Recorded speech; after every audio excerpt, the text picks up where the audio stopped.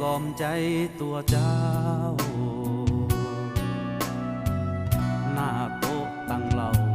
กอมขวานชีวิตหัวใจเวิงว่างประสานดนตรีในค่ำคืนนี้แม่คงเฝ้าคอยทำงานกลางคืนฟื้นใจลำบาก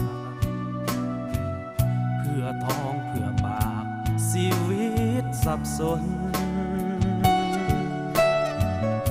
มาเป็นสาวเสิร์ฟคนมองมาบางครั้งล่วงเกินหัวใจที่มีศักดิ์ศรีใส่ความสาวเสิร์ฟเหล้า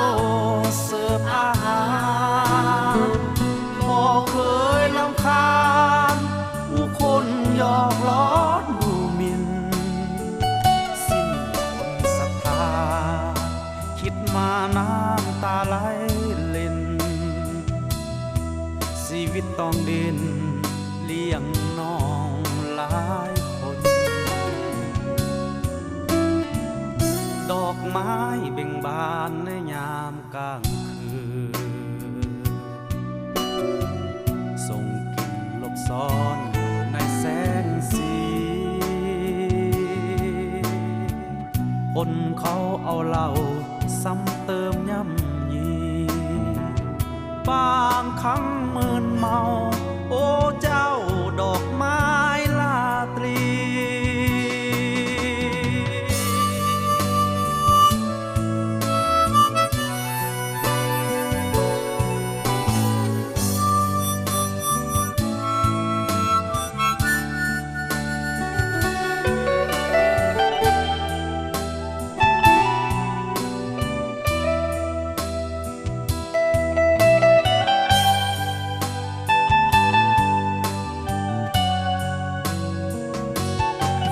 ความสาวเสิร์ฟเหล้าเสิร์ฟอาหารบ่เคยรำคาญ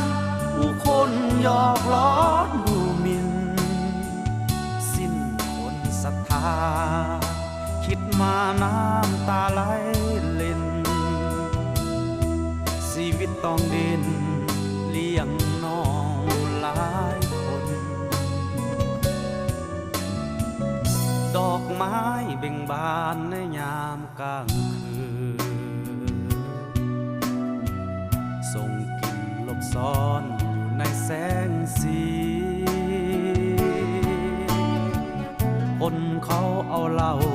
ซ้ำเติมย่ำยีบางครั้งมึนเมาโอ้เจ้า